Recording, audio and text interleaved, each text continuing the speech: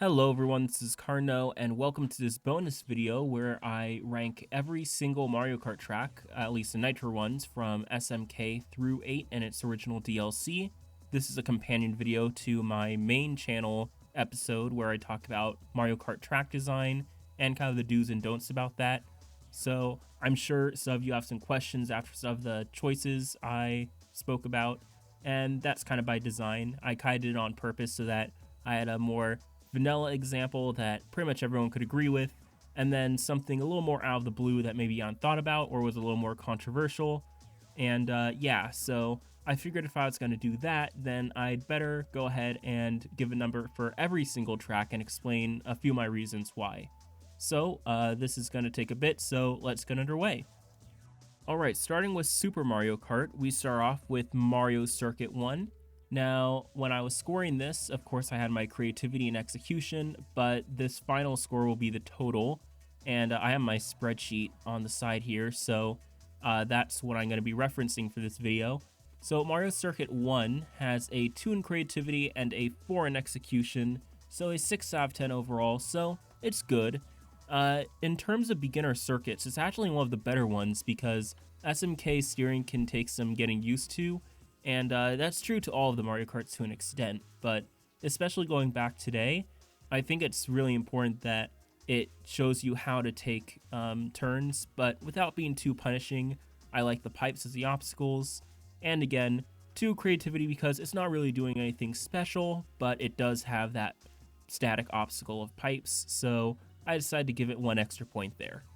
Donut Plains 1 is a 2 in creativity and a 3 in execution, so a 5 out of 10. So not quite as good as Mario Circuit 1, but that was just because it's more like a grassy field theme, so no extra points for creativity, and it's just fine in execution, you know? I'm not enjoying myself, but there's nothing that really sticks out to me as special.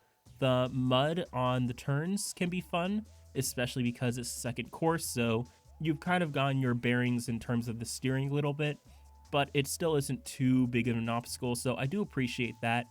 So otherwise, it would probably be a 4, but for what it's worth, yeah, it's a decent track, a little forgettable, but there's nothing really wrong with that. Ghost Valley 1 is a 2 and a 2, so a 4 out of 10.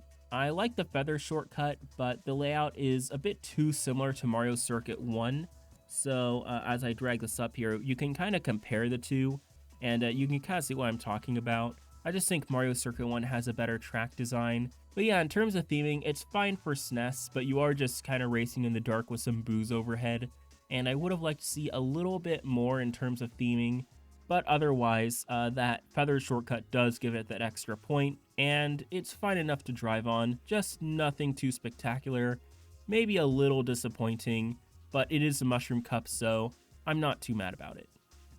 Next up is Bowser Castle 1, and this one got a 3 in creativity and a 2 in execution, so a 5 out of 10 again, and this one is fine enough, you know. It is the one that introduced Whomps, and I do think they're a good obstacle, but the track layout, it has some 90-degree turns, so I respect it for that, but otherwise, it's nothing too spectacular. It's just a fine enough Mushroom Cup track. Mario Circuit 2 is next, and this one gets a 3 in creativity and a 4 in execution, so a 7 out of 10 total, and I feel like that's kind of obvious here because just looking at the track design, it's way more interesting than anything else in the cup, and of course the jump gives it points. Remember, I'm giving everything a rating based on a curve because I'm not expecting the same thing from SMK as through the later games, so having a jump over a previous part of the track is pretty high concept here, and yeah, I'm willing to give it a little slack, and besides, again, the layout is much more interesting, and it's pretty satisfying to drive on, so good job on that front. Choco Island 1 is next, and it has a 2 in creativity and a 4 in execution, so a 6 out of 10 total. It's a pretty simple course without much challenge, but it does have the piranha plants, which will kind of punish the novices. But otherwise, you know, there's nothing really wrong with it.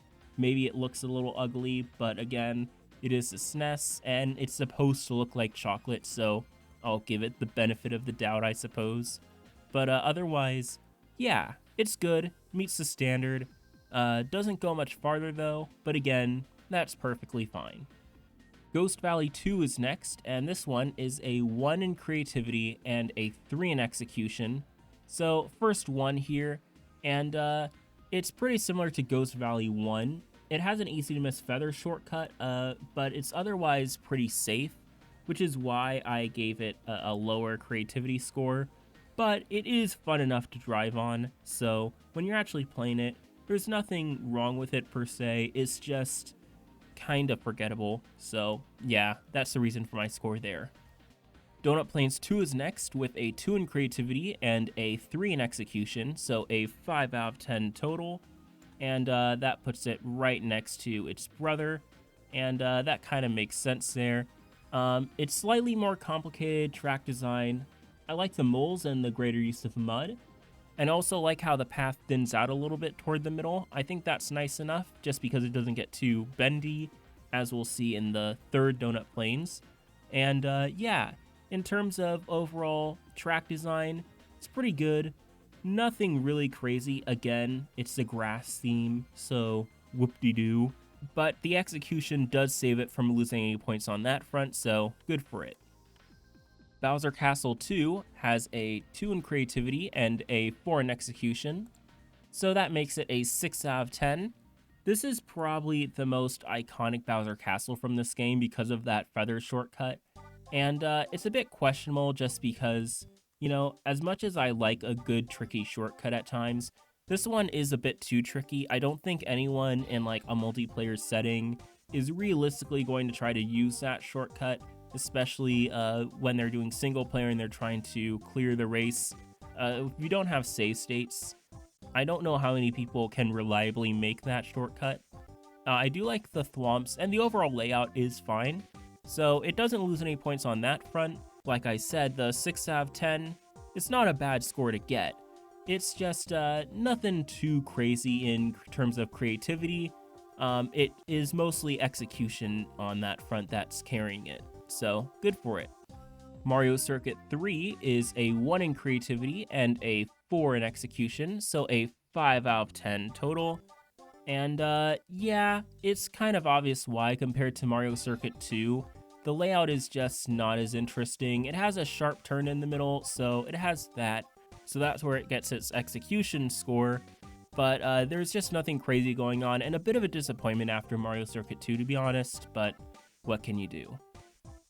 Koopa Beach 1 is a 2 in creativity and a 2 in execution, so a 4 out of 10. It is kind of a giant circle, so it does have that going against it. And it has a split path idea going on, but in Super Mario Kart, it doesn't really matter too much unless like one side is completely cluttered with like computer items. But even then, like, it's nothing crazy. It has like the deeper pools of water to drown in, but they're pretty easy to avoid, so there's just nothing really much to this track, and yeah, I think 4's a pretty fitting place for it. Choco Island 2 is next, and it gets a 3 and 3, so a 6 out of 10.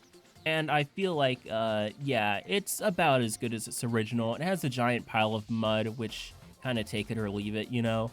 The bumps may cause some players some difficulty, but nothing crazy, especially by this point. We're in the Star Cup, so yeah, it's fine, but nothing to get too excited over.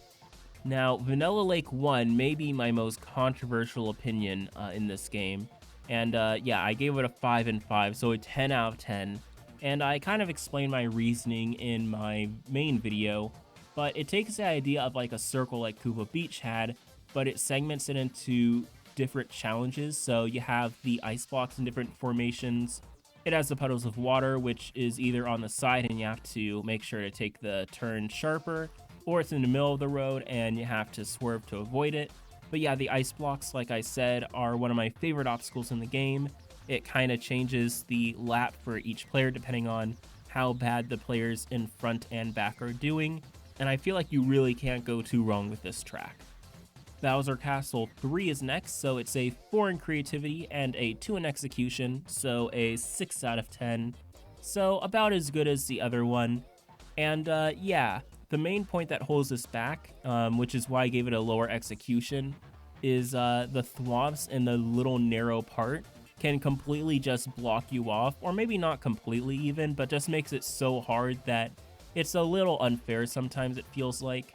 I do like the split paths with the thwomps and the item boxes, so it does get points for that. And otherwise, yeah, it's a good course, won't deny it, but I do feel like that one passage with the thwomps is a little too punishing for random players, so that's why I docked it a point. Otherwise, it would probably reach a 7. Mario Circuit 4 is next, and it gets a 1 in creativity and a 3 in execution, so a 4 out of 10. And this one is just, it feels like a flipped version of Mario Circuit 3, and so I didn't give it any creativity points for that. Of course, it's fun enough when you're actually playing it, and it feels good in engine, but again, like, it's probably one of the most forgettable ones, and it's kind of sad to see the later Mario Circuits kind of falter, because starting with Mario Circuit 2, it started to feel like we were really on a roll here, so that's just a bit disappointing. Donut Plains 3 is the one I listed as the worst track in the series, so it gets a 1 in 1, so a 2 out of 10. And again, maybe that's a little bit harsh, but I really don't think it's very fun to play on. It's another grassy field theme. It doesn't introduce any new obstacles. I feel like the beginning path is a little too punishing, especially if you just get bumped by computer players. I think that the mud in the Monty Moles is a little too punishing, so there's just a lot about this track that I'm not a fan of. And again, nothing new presented here in theme or obstacles. But yeah, it's just a course, and it can be mastered, but I don't really look forward to playing it when I play Special Cup. Koopa Beach 2 is next, and this one gets a 2 in 2, so a 4 out of 10. And yeah, it isn't very fun to drive in the water, and the layout is also very basic. And I feel like that goes back to just, you know, you're just driving around a giant island, and there is that one part where you're avoiding puddles. So that's probably the only really interesting part, especially for a Special Cup track. But otherwise, yeah, it's just nothing crazy going on here. And yeah, it's a bit of a shame that the Koopa Beaches just didn't do any better in this game. Next up is Ghost Valley 3. This one gets a 3 and a 5, so an 8 out of 10. I'd say it's definitely a staple. And it gets that because it has more interesting turns, it has holes in the floor, it has that risky jump, so it's really fun to play on in engine. And even though the theme is repeated, I feel like it kind of remixes the obstacles to be pretty fun here, so yeah, I don't mind giving this one an 8. I think it's pretty deserving, despite it reusing the ghost theme. Vanilla Lake 2 is next, and it's one I want to like more, but at the same time, I feel like it's kind of a worse Vanilla Lake 1. So it gets a 2 in creativity and a 4 in execution, so a 6 out of 10. It partially goes down to the fact where near the end, there's like a part where you can choose between driving in the snow and slowing down, or going around the long way and risking falling into the lake. And as I said in the video, the water is the most punishing hazard in the game, so it makes more sense almost just to drive through the snow than risk completely losing the race. And I feel like that works against the track. I do like that the ice blocks are in different formations this time, so that's pretty fun. And again, I want to like this track a little more, but I just can't really put it any higher. It's fine for what it is. I do enjoy playing it well enough, but it just isn't really the material of a Mario Circuit 2 or a Ghost Valley 3. Finally, Rainbow Road is a 5 in creativity and a 3 in execution, so an 8 out of 10. And yeah, it feels a little weird to say, oh, Rainbow Road, it's an 8 out of 10, you know? But it is a unique theme, so I will give it full points for creativity. It also has the rainbow thwomps, but I do feel like the paths are a little too narrow. It's pretty easy once you get tripped up once to just keep falling off or get trapped on the thwomps. So yeah, that's my only real complaint. But at the same time, I do respect the challenge, so that's why I couldn't give it or dock it any points on that front, so 8 out of 10 kind of makes sense. And that's it for Super Mario Kart. So my overall thoughts on the game is it's good. It has a good spread of tracks. It has a couple great ones, a lot of okay ones. And yeah, in terms of the engine itself, I just prefer the later ones. I might prefer it to Mario Kart 64, but we'll get into that in a second. But if I'm going to play a racing game on the SNES, I just kind of want to play F-Zero, to be honest. So yeah, those are my final thoughts on the game, so let's move on.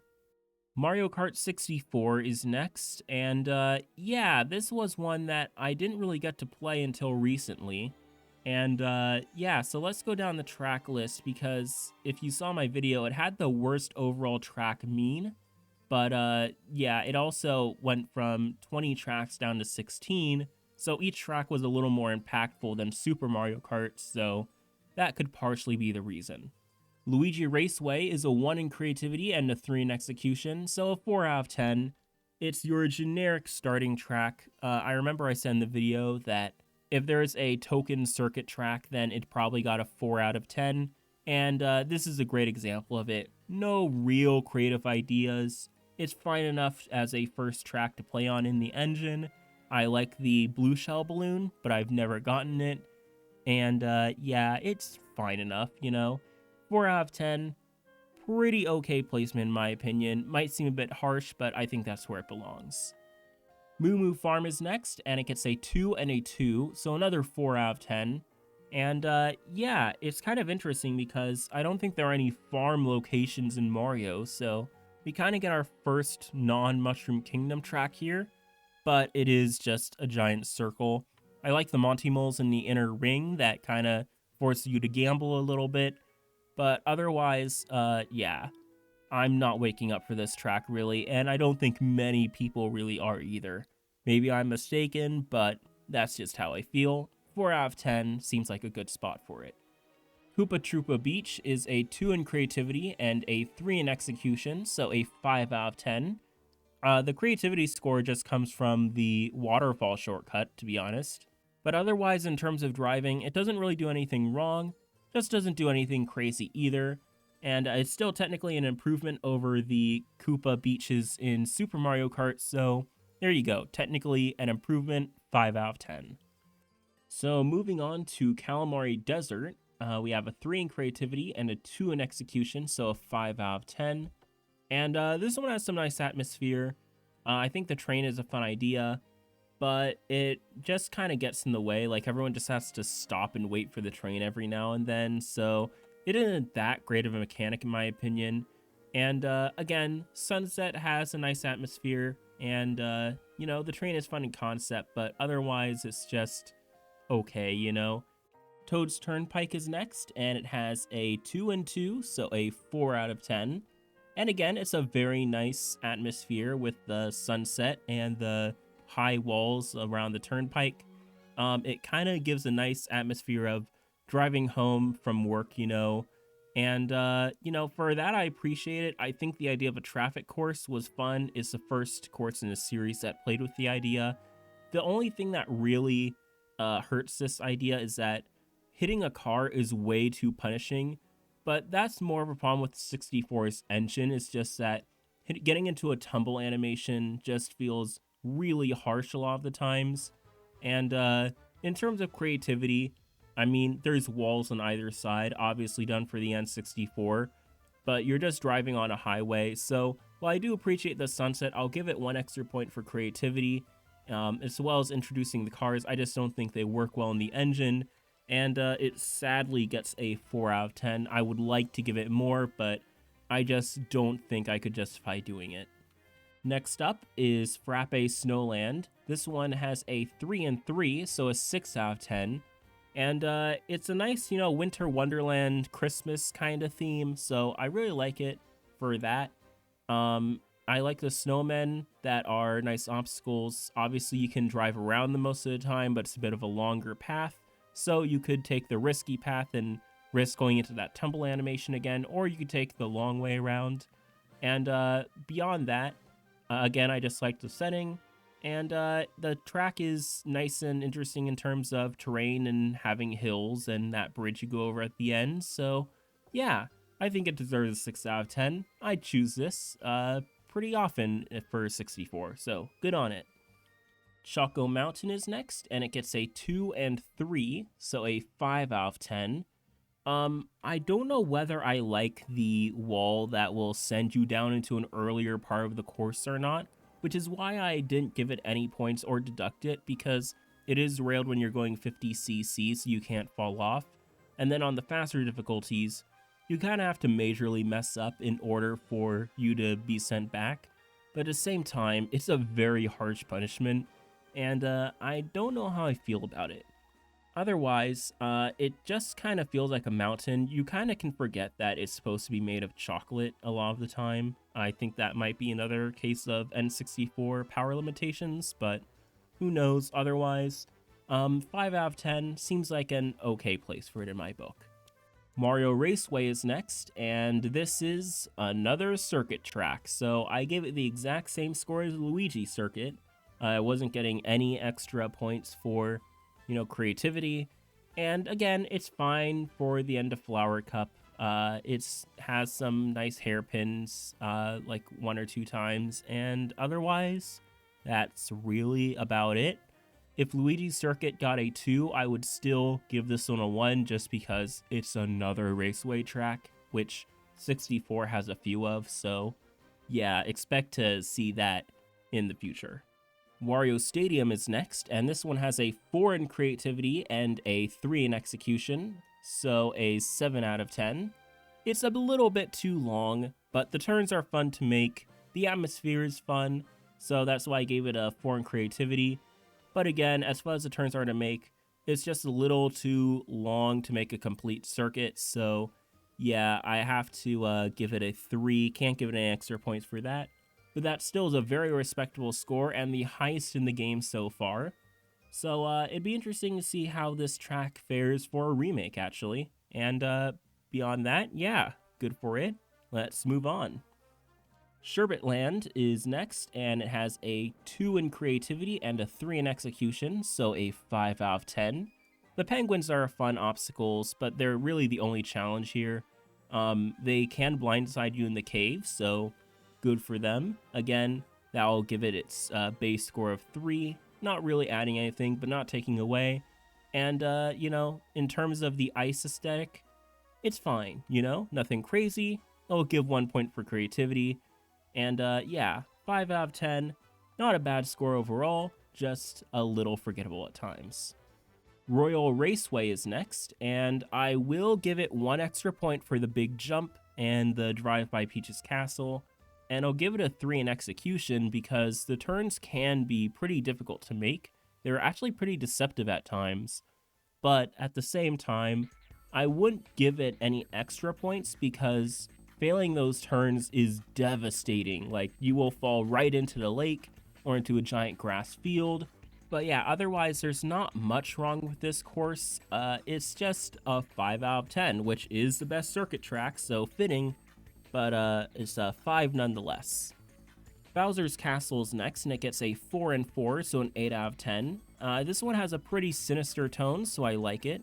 It is more of a subtly scary theme, as opposed to, the giant mecha Bowsers in the later ones, or, the ones where you're just dodging falling rocks and lava geysers and wrecking balls and stuff like that. So I do respect it for that. I still like the thwomp in the prison that is implied, I think, to be an execution chamber, just scaled down to an E rating. Otherwise, I don't know why he's there, but that's just kind of what I assumed. That's kind of what I always assumed, so it's kind of funny to see no one else bring that up, but I genuinely do think that's what it is. But I do like the darker hallways, I like the sharper turns, and yeah, high creativity, high execution. I just feel like this course could be a little bit longer, or have a little bit more going on besides the garden, and that would be a perfect 10 out of 10. But as it is now, 8 is no laughing matter. It is definitely a staple track, and one I will play almost every time I play Mario Kart 64. DK's Jungle Parkway is next, and this one gets a 3 in creativity and a 5 in execution, so another 8 out of 10. And this one is an interesting case because, the jungle theme, it's the first time we've seen it in the series, but it doesn't strike me as anything particularly crazy. But at the same time, I really like the shortcut at the end, where you can kind of risk going up the hill and cutting the turn, but if you fail, then you just tumble back down. I like that narrow bridge right before it. I like how if you drive off the road, you get pelted with nuts or whatever they are. And yeah, it gives the course a lot of character, and it's a lot of fun to drive in the engine. So another well-deserved 8 out of 10, and another staple of the game. Yoshi Valley is next, and this was another example of mine. This one is a 4 in creativity, but a 2 in execution, so a 6 out of 10, which is sad because, you know, it's the kind of course where you want to like it more. It has such a cool idea of the computer not being able to track which place everyone's in, but at the same time, for the reason I explained in the main video, it's kind of a case where once you know the correct path, you will go there every time. And then if you do mess up, you are punished by having like a 7-second penalty, you know, and that's not fun for anyone. Even if you are just a regular player who took the wider path and still messed up, or, you know, maybe slipped on a banana or something, that fall is just devastating. So for that, I can't give it any points for execution. In fact, I'll take one away. But for creativity, it still got a 4 out of 5, so that 6 out of 10 isn't too shabby and is still on the upper half of the Mario Kart 64 courses. Banshee Boardwalk is next, and it got a 2 in creativity and a 4 in execution, so a 6 out of 10. Maybe one of the more underrated tracks, in my opinion. Like, maybe the DS remake didn't do it quite justice because it did make it a bit easier. But in the original engine, like, those turns can be kind of hard, and I really like it for that. Maybe doesn't lean too much into Ghost theme, so the low creativity is a result of that. But in terms of how fun it is to actually play, I really like the challenge, and I kind of view it as the ultimate course of the game, because unfortunately, well, Rainbow Road is not very good here. But in the meantime, yes, another 6 out of 10, can't go wrong with it. But as I just alluded to, Rainbow Road is one of the worst tracks in the series. It's a 2 in creativity and a 1 in execution. 1 just because it's so unbearably long, like it will take several minutes just to make one lap. There's no places to fall off unless you're like actually trying. There's the chain chomps and the light show in the night sky, that gives it 1 point. But again, there's no actual background, just some faint stars, which are just white dots. And if that is due to the N64's limitations, then that's very disappointing. But I really wonder if it is, because, yeah, like, there are some interesting environments in 64, you know? They worked with what they had, so I wish they'd done something a little better than that. And I think the remake, for what it's worth, did fix that, but in its original form, that I do think is like a 3 out of 10. So there you go. As a whole, Mario Kart 64, like I said earlier, has the lowest overall mean, partially because it has fewer tracks than SMK, and partially just because I think the track quality hasn't really stepped up yet. We'll see that in the next entry, but in the meantime, yeah, Mario Kart 64 is one of the ones I'll least likely go back to, especially if I'm playing with friends. Like, I'd rather play almost any other Mario Kart. But for what it's worth, I can see why people liked it back in the day. It's just not something I'd choose to play in the modern year, you know? So with that, let's move on to the next game with Mario Kart Super Circuit. So this one will be interesting because I never played Super Circuit before this video, and my impression going in was just that it would be, you know, just another Super Mario Kart just on the Game Boy. But I was surprised because I ended up really liking the track selection here, and I think that'll show in the average ranking. But I also just like the engine and the systems a little more anyway, like with the coins. I think what they did with that was really cool. So without further ado, let's get into the list. And we'll start with the Mushroom Cup.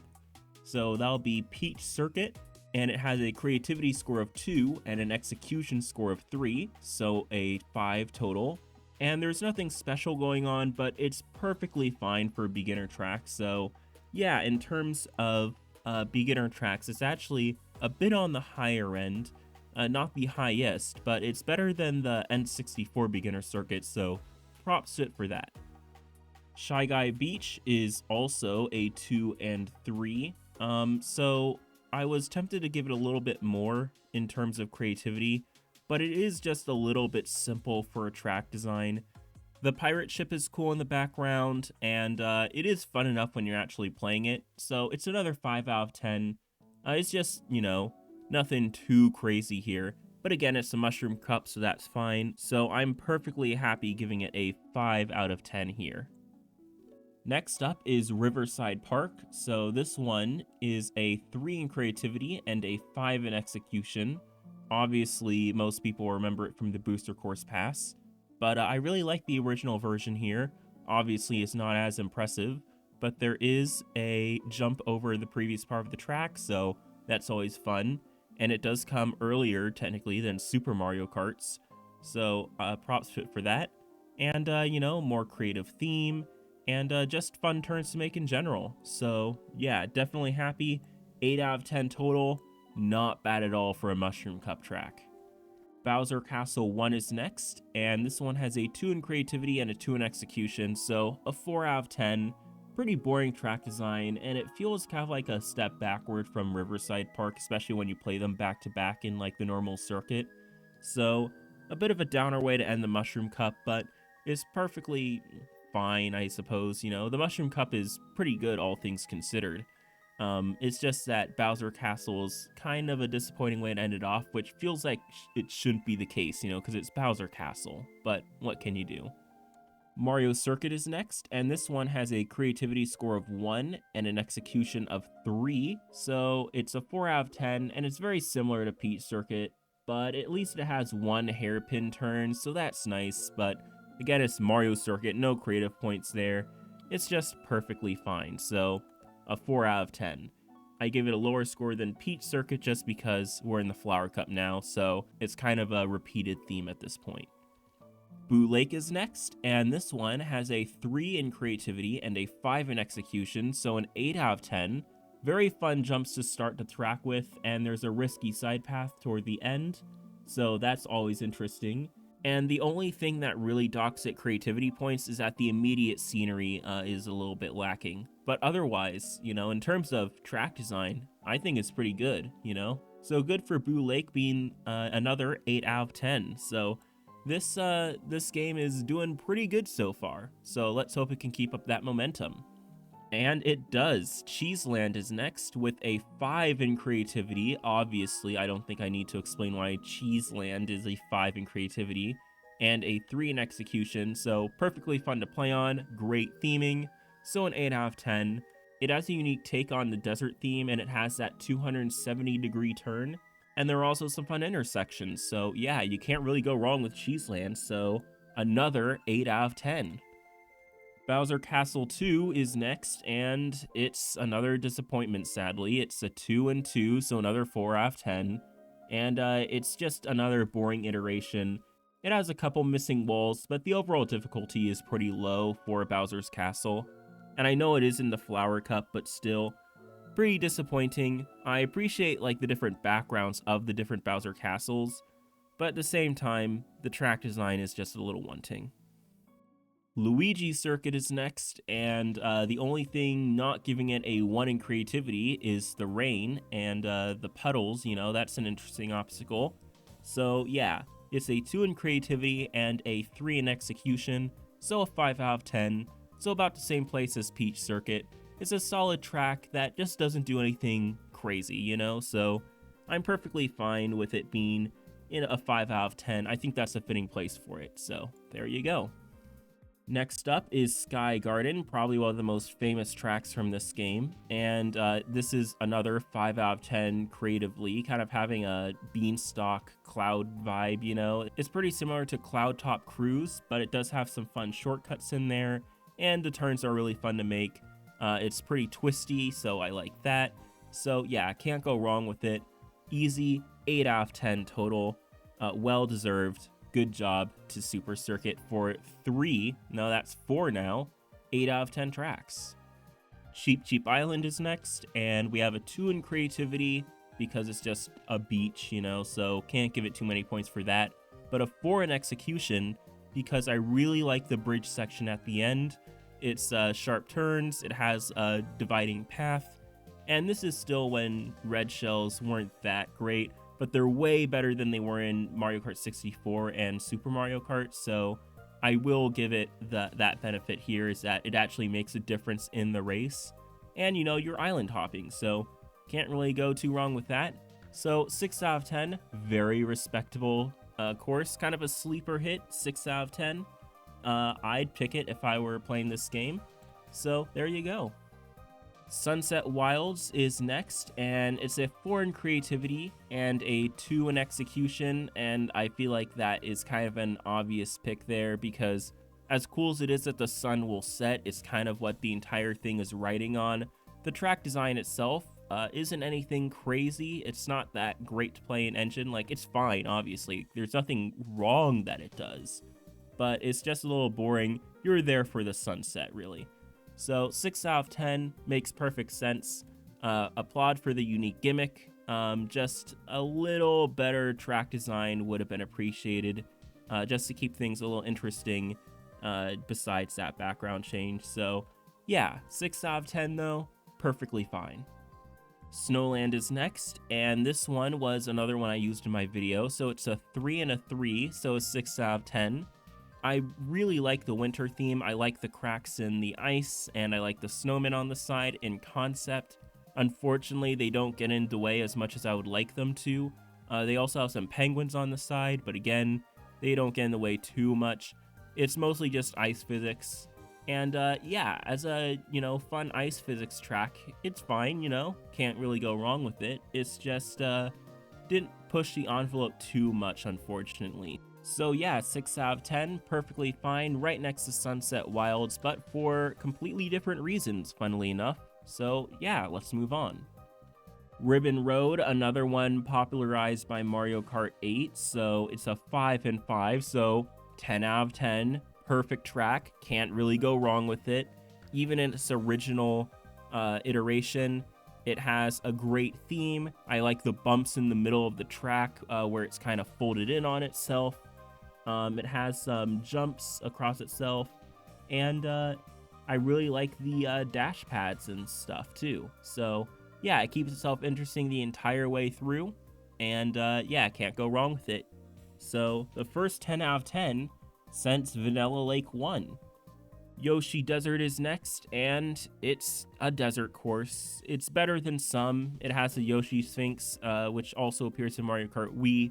Obviously, this one did it first. It also has an oasis, and yeah, that's really all it has going for it, but it's fine, you know, 2 out of 10 creativity, 3 in execution, fun enough to play, but not really going out of my way to pick it or anything. So, 5 out of 10. It also has the sand traps I forgot to mention, but I feel like you kind of forget that they exist when you're not actually playing the track, so yeah, it makes sense. 5 out of 10. Right next to Luigi Circuit. Bowser Castle 3 is another 2, 2, and a 4, so 4 out of 10 total. So yeah, it has a couple hairpin turns, and it has some narrow straightaways, and really that's all this track has to offer besides it being blue, so I guess that's a bit of a different aesthetic, but in terms of actual track design, you know, I just didn't find it that appealing. So yeah, 4 out of 10. Right next to the other Bowser's Castles. It's sad to say that these things aren't really having a great time in Super Circuit. Lakeside Park is next, and this one has a 5 in creativity and a 2 in execution, so a 7 out of 10. I really like the theme here, so, you know, you're racing in a grassy field, but there's a volcano in the background, and it's spewing flaming rocks. So that's really fun. It has some tricky turns. The reason it has a 2 in execution, though, is because of that one really punishing hairpin turn, which will just send you back to an earlier part of the track, which I just feel is a bit unnecessary because I know it's Special Cup, but at the same time, it will just ruin your chances of getting ahead in the race anymore. So just one wrong turn will just cost you everything. Seems a bit harsh in my opinion. But at the same time, it is satisfyingly difficult, so 7 out of 10 is a pretty fair grade for it in my opinion, and the first 7 out of 10 in the game, so there you go. Broken Pier is just a worse Boo Lake in my opinion, so yeah, it has a 1 in creativity for reusing the theme. It has like the ghosts and the candles, which aren't really that fun, you know, in my opinion. It's okay to drive on, it has that narrow bridge, but at the same time, like, again, it's just a slightly worse Boo Lake in my opinion, so into 4 out of 10 it goes. Again, that creativity score is really not helping it, even if it does have a 3 in execution. Now, Bowser Castle 4 is interesting because the previous 3 have all been 4 out of 10s, and then this one is a 5, 5, and a 10 out of 10. It just is completely off the charts in terms of quality. It has a cool background, and it has like a gauntlet-style track design. It has some Mecha Koopas. It's the best Bowser Castle by far, and a great way to kind of cap off things before Rainbow Road, so very happy to put this in 10 out of 10. Rainbow Road is next, and this one has a 4 in creativity because it has, you know, the bouncing rails instead of, you know, just being drop-offs. It has the Paper Mario castle in the background, so that's really cool. It has like the one optional place with like the bunch of dash pads that you can take a risk with. And yeah, it's pretty fun to play in engine, pretty fun in concept. I can't give it a 5 out of 5 just because, I don't know, I can't even say like what it's missing necessarily, but like it just doesn't reach the same enjoyment factor in engine as Bowser Castle, and it doesn't have anything like absolutely crazy. Like, it does have the shooting stars, which I would think would help you and not hurt you, so a bit unintuitive there.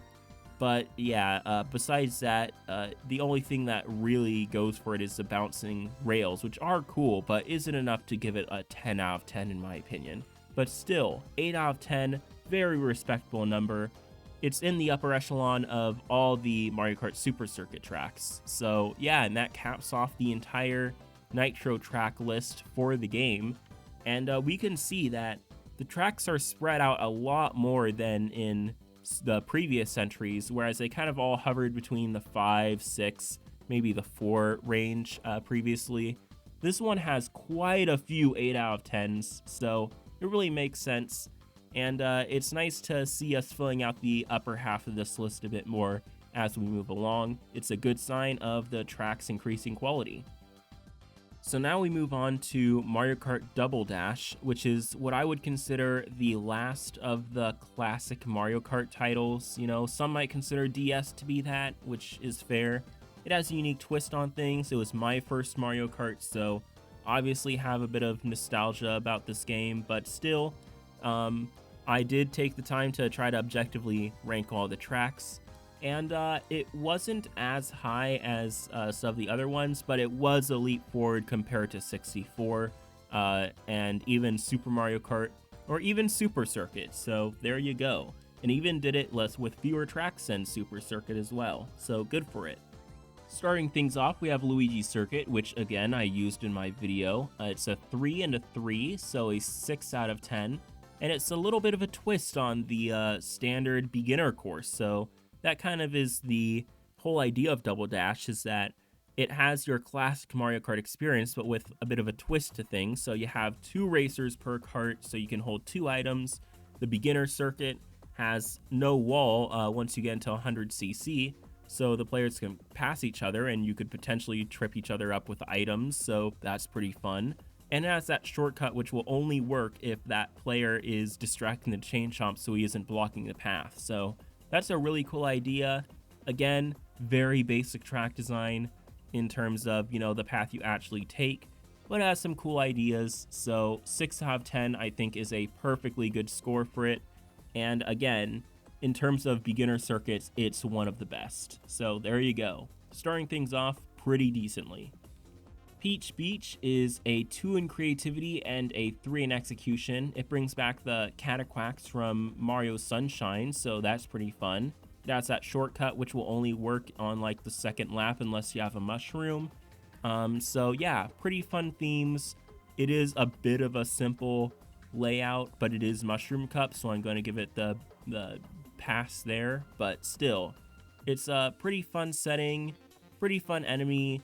Just isn't setting out to do anything absolutely crazy, so 5 out of 10 is a great place for it, I think. And again, not bad by any means, just a little overshadowed by other tracks in the game. Baby Park is very divisive because a lot of people love the idea of just an oval where all the items come flying, which does happen sometimes, not every time you play the track. And it does have that 7-lap count, and that's pretty fun. But in terms of the actual, complexity of the track, it's purposely not that. So 2 in creativity seems very fair. And yeah, execution, 3 out of 10. It seems to be a love it or hate it kind of track, but I'm just kind of neutral on it. Like, I'll sometimes play it, but, I'm not going like, oh, Baby Park, I love Baby Park, So, yeah, 5 out of 10, perfectly fine number for me. So, yeah, it goes right next to Peach Beach. And Dry Desert is another desert track. It does have the tornado and the sand pit, which is more pronounced, I think, than Super Circuit. But to be fair, that could just be I know the track better. It has the Pokies.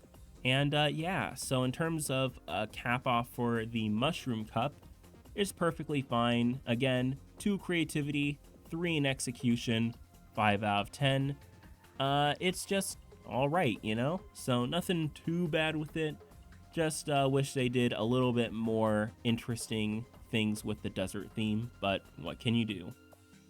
Mushroom Bridge is next, and this one is a 2 in creativity and a 2 in execution. So when you think about it intuitively, I would probably give it a bit of a higher score, but upon reflection, yeah, a lot of it is just a giant straightaway. You have that one place from like the tunnel through the finish line, and then you go into the second tunnel, and all of that is just a giant straightaway. They do have the cars, so that's an interesting element. It does save the idea, but otherwise the track design is pretty simple for my tastes. And yeah, it just isn't as interesting when you're actually playing it as when you're remembering it, in my opinion. But nothing too bad. It's just, again, pretty overshadowed. Probably the worst track in the game, but that's kind of a compliment to the game itself because, 4 out of 10 and it's the worst one in the game, and it's Mushroom Bridge. Not too bad of a low point to have, in my opinion. So yeah, goes right next to Broken Pier. And again, it's not anything particularly awful. It's just, kind of bland in my opinion. Could be a bit more for Flower Cup. Mario Circuit is next, and this one is a 2 in creativity because it doesn't do anything particularly amazing, but it does have a 3 in execution, so it doesn't do anything wrong in terms of the gameplay front. So a 5 out of 10. It's a very standard Mario Circuit track. It's about as standard as you could get, in my opinion. It has a couple interesting elements. It has the piranha plants, which some of them don't even exist when you play multiplayer. But yeah, besides that, perfectly fine. Can't go too wrong with it. 5 out of 10, right next to Dry Desert. Daisy Cruiser is a 5 and 5. Again, I explained it in my video, and I think it's a pretty textbook example, so I probably shouldn't need to explain it too much. You're on a cruise ship, you're going through the different parts of the cruise ship, and yeah, it's different theming, there's different obstacles, a split path near the end, so yeah, can't go wrong with it. 10 out of 10, easy, and one of the best tracks in the game, if not the entire series. Wario Stadium is next, and I know this was kind of a fan favorite before. It never quite clicked with me, so it's a 2 in creativity, but it is a 4 in execution. Now, the lower creative score is just because it's kind of the same theme as Wario Stadium before, so it doesn't get those novelty points. And also, I don't think the obstacles are particularly great. Like, it has the spinning fire bars, and that's pretty cool. But, you'll very rarely get hit by them in my experience. I don't know, maybe I'm just good at the game or something, but they don't really pose too much of a threat. from what I can recall. I don't remember ever having much of an issue with them. But the jumps are really fun to make. It has a bump so that, you know, the turns are kind of harder to make. It has like some giant mud pit. It has like the fun little piranha plant cutout things, which I don't know what the purpose of those are. But yeah, it has plenty of obstacles to make you dodge and weave in engine. And yeah, 6 out of 10. Still a pretty good course. Nothing crazy, but very respectable. So props to Wario Stadium. Sherbet Land is next, and it's another kind of love it or hate it kind of track from this game. Again, I'm more positive on this track than negative, but I understand where people are coming from. The ice physics do take some getting used to, but it is kind of a standard Frozen track, you know, just kind of like Snowland. But it does have the freezies, so I'll give it an extra point for that creative obstacle where it just completely freezes you. And the shading sky guys are cute. I like the icy bits in general. It has like that winding snow section with the pillar with the items partway through. So yeah, can't really go too wrong with Sherbet Land. Just isn't, you know, blowing anyone out of the water here. So yeah, 6 out of 10. Another respectable track if you're already playing Star Cup. Mushroom City is a 5 in creativity and a 4 in execution. I had to dock it a point because once you know the shortcut, which doesn't even require an item, you're gonna use that shortcut every single time. And then like the magic of, you know, running around that city block is kind of lost, unfortunately. But it's a really fun theme. I'd love them to recreate, you know, a more grounded city track like this again. Just maybe not have that shortcut so that there's a reason to take the different paths every so often. And I think it would be an easy 10 out of 10. But as it is now, 9 out of 10. First one in the series. And very, very respectable. Just isn't the best of the best. Yoshi Circuit is probably this game's name to fame, but it is a 3 in creativity because it is shaped like a Yoshi, so that's fun. It is still a circuit though, and a 4 in execution because it is fun to make those turns in Double Dash's engine. It has the piranha plants, it has that shortcut, 2 shortcuts actually in the original version, and yeah, can't really go too wrong with it. So again, 7 out of 10, very respectable. I will play this if I'm playing Mario Kart Double Dash, but it isn't the first track I think about. It's just, you know, a very good track. So right next to Lakeside Park, in my opinion. DK Mountain is next, another very popular track, which I just think got outdone in later games. But as it is here, it's a 4 in creativity and a 4 in execution, really playing with verticality, a lot more than 64 could afford to do. And just running down the mountain with those hairpin turns and dodging the boulders, it's a fun time. The cannon shot at the beginning is fun. And yeah, can't really go too wrong with it. I just feel like it's missing a little bit of extra oomph, you know, just like one more really cool element I think would have really sealed the deal and make this a 10 out of 10. But as it is now, an 8 out of 10, very respectable. Again, they aren't the most common ranked tracks in the game, so yeah, respect putting it right next to Rainbow Road from Super Circuit. Wario Coliseum. Now, this one is also pretty long like Wario Stadium, but they only made it 2 laps long. But the theme is really fun. You go through a bunch of different scenarios. You have like a bunch of winding roads. You have that pit at the end, which you can jump over, which again, isn't the best shortcut technically, but the rest of the track is just so fun to play that I'm willing to give it a pass here. And it's just so fun to play on, such a memorable theme. I wish they would remake this with anti-gravity or some other mechanic, but as it is now, easy 10 out of 10. 10 out of 10 all the way. So right next to Daisy Cruiser. Dino Dino Jungle is a 4 and a 4, so obviously dinosaurs, nothing new to the Mario franchise, but it is pretty fun to go through the cave with the geysers. and then you drive past the dinosaur on the ground and then drive past his head later on. So that's really cool. Pretty fun mechanics in terms of playing it in the engine. It has that really fun shortcut if you have a mushroom, and it has that secondary bridge that you have to be really skilled to take. So there you go. There's actually 3 routes there. So that's a really fun idea. Well deserving of its 8 out of 10 score, putting it right up there next to DK Mountain. Bowser's Castle is next. This one is really good about atmosphere. It has a 5 in creativity for all the different scenarios. You have the giant winding spire, you have the fire bars, you have the thwomp hallway at the beginning, you have the Bowser statue at the end. So lots of things to keep you interested, as that risky shortcut if you're going fast enough, so you can skip that hairpin turn if you're good enough. And yeah, can't go wrong with this track at all. Can't really complain about it at all. 10 out of 10. Easy win. Putting it right next to Wario Coliseum. The special cup is just really good in this game. Rainbow Road is last of all here, and this one is a 3 in creativity and a 4 in execution. Again, big step up from N64 because there's a city below you, and it's actually Mushroom City. So I always thought it'd be cool as a kid if you could fall off the track and then fall into Mushroom City, but obviously it wouldn't really work as a track if you could.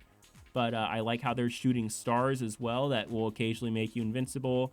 There's the spire, which you can drift around if you're good enough, but most players will just take it normally, and a nice risk-reward situation there. It has like that giant chute that you get flown up near the end. It has a hairpin turns at the beginning. I've almost forgot to mention that. So yeah, it's plenty of good track design, pretty fun to make an engine. So again, that's why it's a 4 in execution. And I don't know, if it would just a little bit more oomph again, it would probably get like a 9 out of 10 easily. So yeah, 7 out of 10 though. Not bad at all, putting it right up there. And it's the only 7 out of 10 in the game next to Yoshi's Circuit, but it's well deserved. So there we go. We're filling out the upper tiers of the Mario Kart track designs more, and it's really cool to have them up there for all different reasons, you know? So even in the bottom tier, you know, you have the 4 out of 10 tracks, but even they're there for completely different reasons. You have the beginner tracks, you have just the basic circle tracks, you have the Ghost Valley tracks, you have Mushroom Bridge, which again, just speaks how good Double Dash is, where, you know, just a giant road is still fun at times, you know? It's just not as good as Mushroom City, which is the first 9 out of 10. So again, lots of great varied track design in Double Dash, which fills out all the different tiers. For completely different reasons. So there we go. Good job, Double Dash. So it's well deserving of its raised average in my opinion. But now let's move on to maybe the first modern era Mario Kart game. Alright, so now we reach Mario Kart DS. It had the fancy drifting system. It brought back retro tracks, not that we're looking at those. And just a bunch of other features like online. So yeah, we'll see how the courses do here. Well, admittedly, it isn't starting off very well here. Figure 8 Circuit is kind of known to be one of the worst tracks in the series just because there's not really much strong Mario theming. It's just a figure 8, and yeah, it is something, so that's why I gave the execution a 2 out of 5 instead of a 1, you know, because there is some elevation changes, so there you go. You have some wide turns to drift, you know, so it's more than just a simple circle, but not much better than that. And of course, creativity is a 1, so it got a 3 out of 10. Not very surprising, I think, to most people. Next up is Yoshi Falls, another pretty bad track, I'd say. Like, Yoshi has some decent tracks, but this is definitely the weakest. It's just a giant circle, or at least it's a deformed circle. And yeah, it does get a 2 out of 5 instead of a 1 just because it is a waterfall setting. And I like how you can cut the corners kind of by going through the water. So that is a gameplay element I like. So 2 out of 5 for execution as well. So this one does get a 4 out of 10. It is better than Figure 8 Circuit, just not by much. But hey, you could do worse. Cheap Cheap Beach is next, and this is a 2 in creativity because it's just another beach track. You do go through an inland section, so that's kind of cool. And yeah, you have the ramps that you jump over the water with, and you can kind of cut through the water if you're feeling adventurous, you know. But otherwise, it's just another mediocre track. I wouldn't even say it's that bad. It's a 5 out of 10, you know. It got a 2 and 3. It is the best out of the 3 so far. But yeah, 5 out of 10 for Cheap Cheap Beach. And I don't think many people will argue with it. Luigi's Mansion is next, and I can't be the only one who was disappointed when I first played this track. And you go in the mansion, and then you're in it for like 2 seconds, and then you go outside. I know that's a common criticism, but it's common because it's true. So yeah, 4 in creativity, 2 in execution, just because once you get outside the mansion, it's just a bunch of mud, so that's not particularly interesting. There are the walking trees, so again, it earns its points in creativity, but overall, a total of 6 out of 10 seems pretty deserving. So up it goes, and it's right next to Sherbet Land.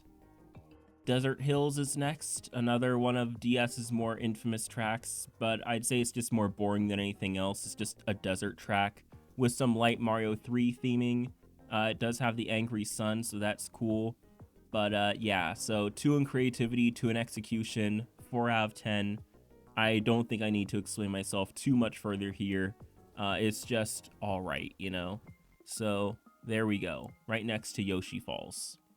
Delfino Square is next, and this is another 5 in creativity, 5 in execution, a 10 out of 10. Can't really ask for anything more. There's the risky shortcut off the pier, there's the alternate pass through the town, there's the jump off the drawbridge, there's that shortcut through the town that you can only take if you don't take the one off the pier. So lots of different paths to take. Pretty fun time all around, can't go too wrong with it. So yeah, DS is first, 10 out of 10, and joining the ranks, as it were. And it will be shortly followed by Waluigi Pinball, another 10 out of 10. I don't think that's going to be controversial at all either. 5 in creativity, 5 in execution. And yeah, it's a pinball machine, you know, and you're dodging the rolling pinballs, and you know, it'd be really great in anti-gravity. I think Mario Kart 8's version didn't really do it justice, but again, it was part of the BCP, so what can you say? But again, just judging off this original version, it's a staple, so I don't think I could justify putting it anywhere other than the very top. Next up is Shroom Ridge. I briefly mentioned this in my main video, and yeah, 2 in creativity, 5 in execution.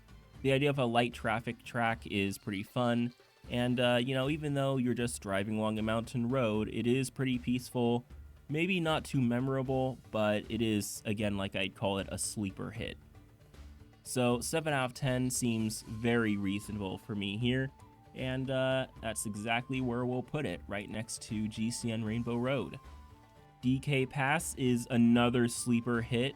It is a 6 out of 10 because it only got a 4 in execution this time, just because there was nothing that really wows you. There are some snowballs to dodge.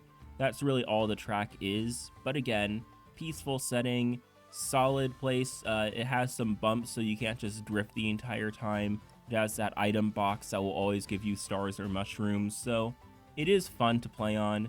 It does have like that winding path that you can fall off of as you're climbing up the mountain. So yeah, a solid track overall, just isn't gonna stand out from the crowd all too much, especially with other mountain tracks. So yeah, I think it goes right next to Luigi's Mansion.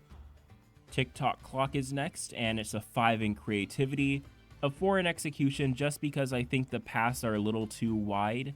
I would have liked it to be a little narrower and be a bit more challenging.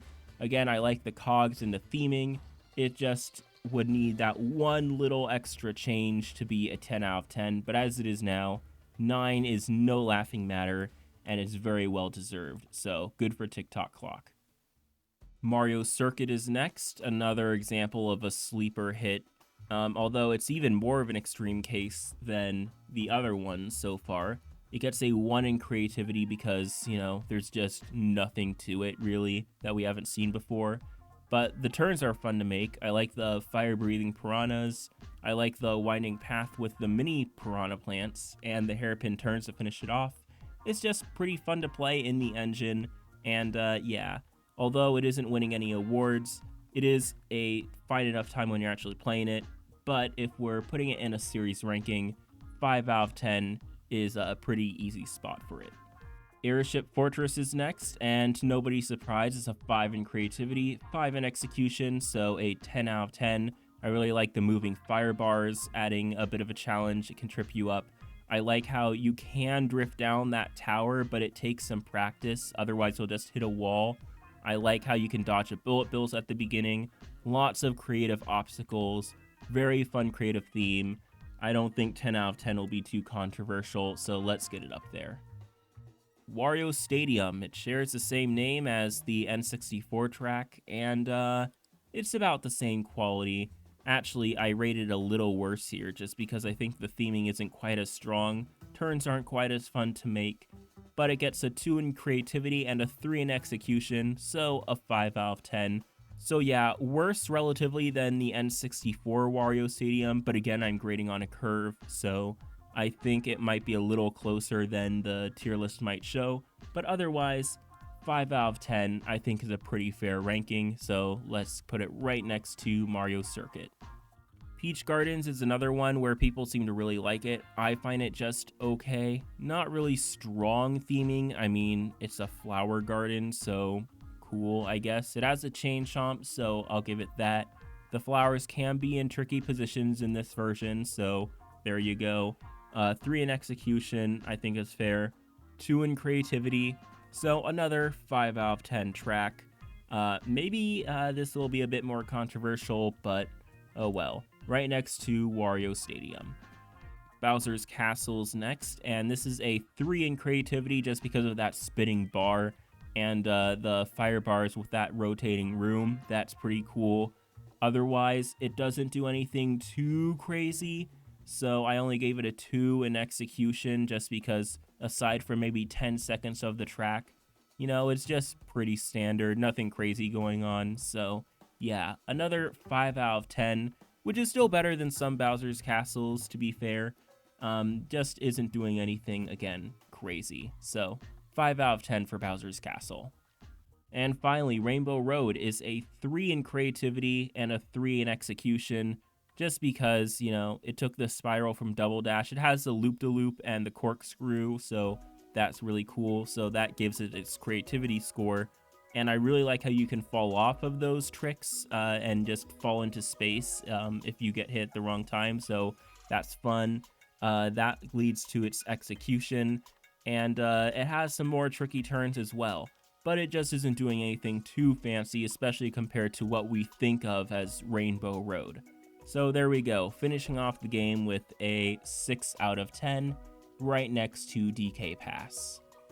And that's all for Mario Kart DS. Again, the first modern Mario Kart. It's obviously way more technically advanced than Super Circuit, so, the bar is raised a little bit.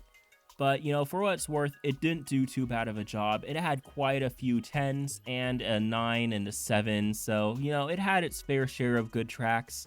A lot of them are kind of mediocre, but that's okay. Mediocre isn't bad, it's just what it says it is. So there we go. Let's move on to Mario Kart Wii.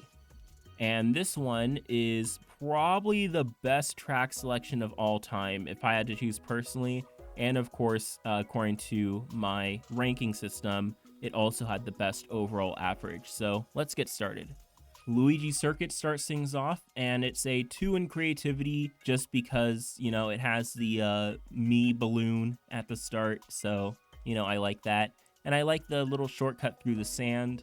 So it has more things going on than like Figure 8 Circuit, so there you go. 2 in creativity, 3 in execution because it is a beginner track and you're teaching players how to use the Wii wheel, so it's okay that the turns are easier, so yeah. Nothing really wrong this track does. 5 out of 10, perfectly reasonable score for a beginner track to have. Moo Moo Meadows is next, and this is the exact same score, 2 in creativity, 3 in execution, 5 out of 10, just because we've already seen the farm theming before, and the cows make a fun obstacle, but otherwise, nothing too crazy going on, just a standard beginner track, but you can't really go wrong with it either, so 5 out of 10, pretty reasonable for me. Mushroom Gorge is next, a 3 in creativity just because using the mushrooms from the Mario universe is a great idea, and you're going into a cave, so you get different changes in atmosphere, so that's fun. And you get the 4 in execution just because bouncing off of them are so fun. You have the split paths, although one of them is pretty obviously better than the others unless you get hit by lightning or something. And yeah, so 7 out of 10 total. Pretty respectable score, and yeah, it's going right up there next to Shroom Ridge. Toad's Factory is next, and it's a 5 and a 5, so a 10 out of 10. Get ready to hear that quite a bit going into this game. And again, pretty self-explanatory, lots of fun turns, lots of dodging of like the crates that will become item boxes, the portion near the end with the mud, all good stuff. Can't really go wrong, no real complaints for a Mushroom Cup track. It's even something I kind of expect in a Flower Cup, but as it is, 10 out of 10 easily. Mario Circuit is next, and it gets a 2 in creativity and a 3 in execution, so a 5 out of 10. I don't think anyone's really defending this course. It's fine for what it is, but it's a giant straightaway followed by a few turns, the chain jump from Double Dash, which you can trick over, so that's kind of fun. But yeah, nothing really special here. Nothing really too wrong with it either. But yeah, I'm not waking up for this track, you know, so there we go. 5 out of 10. Coconut Mall is next, and it's another 5, 5, and 10. Again, probably a pretty obvious pick. And yeah, lots of fun obstacles to dodge, the traffic at the end. The mall itself is a fun race course. And yeah, I really like all the different environments. I like the Miis that they included. Just a whole bunch of good stuff. So yeah, let's move on quickly because I don't think anyone's debating that it's a 10 out of 10 track there. DK Summit is a better DK Mountain in my opinion.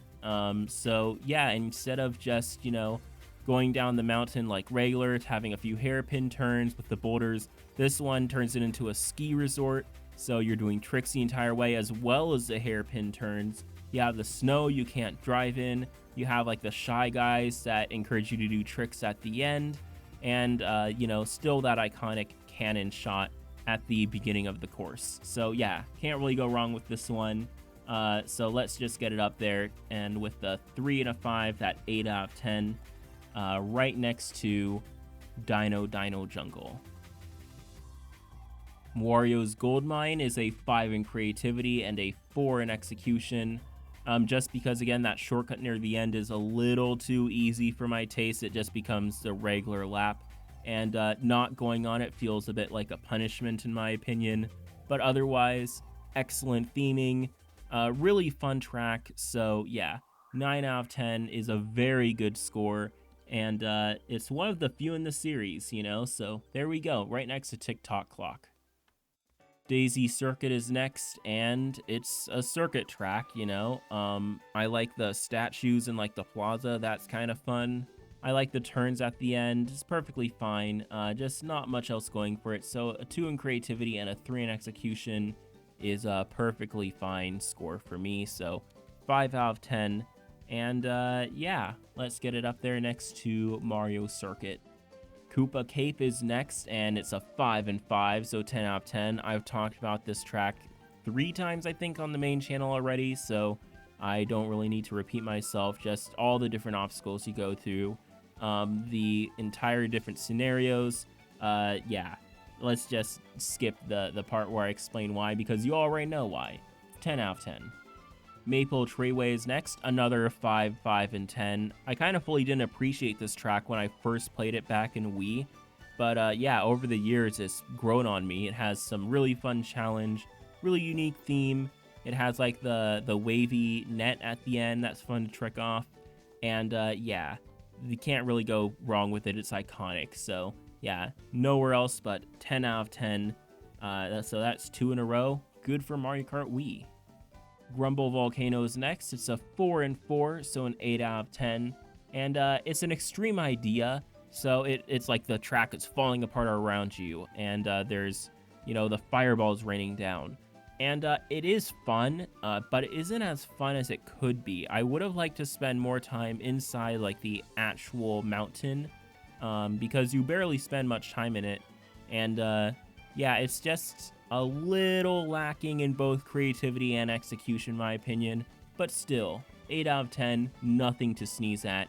So it's a solid way to end the Star Cup. So let's get it up there. And yeah, you can definitely see why Mario Kart Wii is the best track quality in the series so far. Dry Ruins is a 10 out of 10. So yeah, this is probably the only time a desert track will get a 10 out of 10. Just taking the idea of Temple Ruins and using that to enhance the idea of a desert, excellent. And yeah, it has the Yoshi Sphinx from the Game Boy Advance as you exit the temple. That's pretty fun. And a whole bunch of, pokies and, the falling pillars outside. So yeah, offers a unique experience the entire way through. And yeah, it's an iconic track. So nowhere else but 10 out of 10 for Dry Ruins. Moonview Highway gets a 3 in creativity and a 5 in execution. I really like the first half of the course with the blind turns. You want to stick toward the middle of the track to avoid the oncoming traffic. Or if the coast is clear, you can head to the side that's heading your way as well. And yeah, the idea of a moonlit track is really fun. It's kind of like a different take on Shroom Ridge. The city is probably the weakest part, but you're there for, only about 20% of the track, so I don't mind it too much. But yeah, definitely feels very frantic in the original Wii version, and I love it for that. So yeah, 8 out of 10, easy ranking for me to make. Bowser Castle is next. So this one is a 4 in creativity, but a 5 in execution. Just because, it's a little lacking in creativity just because it begins again with driving down the hallways with thwomps. But then you enter the half pipe, and then you enter the place beyond that, and then you trick outside with the fire geysers. It's a great time, It just needs a little bit more in creativity, like spectacle, like what Mario Kart 8 would add. But again, maybe that's a little unfair considering the Wii. But I do think it could do a little bit more, but still, 9 out of 10, very easy score, and no slight to it at all in my opinion. And Rainbow Road, probably one of the most iconic ones, another 4 in creativity and a 5 in execution, just because, it is fun to see you burning up into the Earth's atmosphere when you fall off. I like the cannon shot halfway through, and the idea that you do the cinematic trick near the end. That's really fun. Yeah, the idea of just driving straight down at the beginning is fun too. Again, it just needs a little bit of extra oomph, like that part with like the 2 circles in the middle is probably the easiest and weakest part in my opinion, but it is followed by those hairpin turns, so they make up for it. So yeah, 9 out of 10, another solid track that you will always play when playing Mario Kart Wii. So there you go. That is all the tracks in Mario Kart Wii. And again, you can see why the track average is so high for Wii, just because look how many of these things ended up in, 10 or 9 or even 8, it's insane. So, the only ones that got 5s out of 10s are like circuit tracks and Moo Moo Meadows, but, that's far from bad, so respect to Mario Kart Wii. We're now moving into the 3DS title to see how it fares up in Mario Kart 7. Okay, so the thing about this game is, despite being one of the newer ones, it's one of the Mario Karts I see myself going back to the least, just because anything Mario Kart 7 did, 8 did better, pretty much. Like, all the other Mario Karts have some reason to go back to them besides maybe, like, 64. But even then, like, I've seen people justify going back to 64. Not many people can justify going back to 7 when 8 is an available option. Besides maybe the Woohoo Island tracks, like, that's the only thing I can really think of. But regardless, the track selection was still good, so let's go down the list there and see what we have here. Starting off, we have Toad Circuit, a great successor to Figure 8 Circuit in the fact that it is just as boring and kind of lifeless. So there's a Toad Balloon, which exists. There's a glide ramp, which you can take over the first part of the track, but it doesn't really add anything. It's all spectacle. And yeah, it just is kind of there as well. Otherwise, it's just another Figure 8 type circuit, so there you go. I can't really give it many points here. It's a 1 in creativity, 2 in execution. It is a beginner track, so, you know, it's not awful. You know, I'm not enjoying myself, really. I just rather play anything else, so 3 out of 10 total makes a lot of sense to me. I don't think many people will really object, so there you go. Daisy Hills is next, and it has a 2 in creativity and a 3 in execution. It's kind of like the Shroom Ridge situation, where it's a pretty peaceful theme, nothing crazy, but it does introduce the gliding mechanic in full here. And yeah, it's pretty fun to play on, nothing crazy. If it was maybe in like the Flower or Star Cup, maybe it would have more interesting design, and then I could give it more of an execution score. But as it stands, 5 out of 10, it's a decent pick, just again, nothing I'm consciously picking when, you know, I'm selecting a cup. Cheap Cheap Lagoon is next, and this one is a 2 in creativity and a 2 in execution, so a 4 out of 10. Main reason I gave it this score is because, you know, it's a lake. I feel like you could do a lot more interesting things with an underwater mechanic, and yeah, it's just okay, you know, nothing really crazy happens. There's a side path with the glide ramp, so that's a thing. That's kind of cool, but otherwise, just nothing too crazy here, so 4 out of 10 is where we'll put it, right next to DS Desert Hills. Shy Guy Bazaar is next, and this is a 5 in creativity and a 2 in execution, so 7 out of 10, which might be a little controversial to some.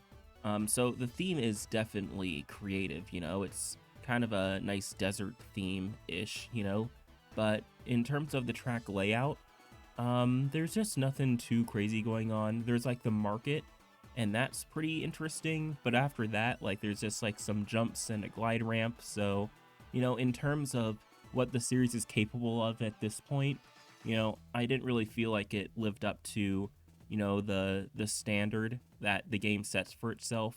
So if this was in an earlier Mario Kart, like maybe Mario Kart DS, then yeah, I'd probably give it a higher score, but at this point, the standard's gone so high that, you know, the curve kind of works against it, so it does get a 7 out of 10 for that reason, which is still very good. You know, it's still above the vast majority of tracks that we can see here. It's just not reaching, you know, the 8s, 9s, or 10s here.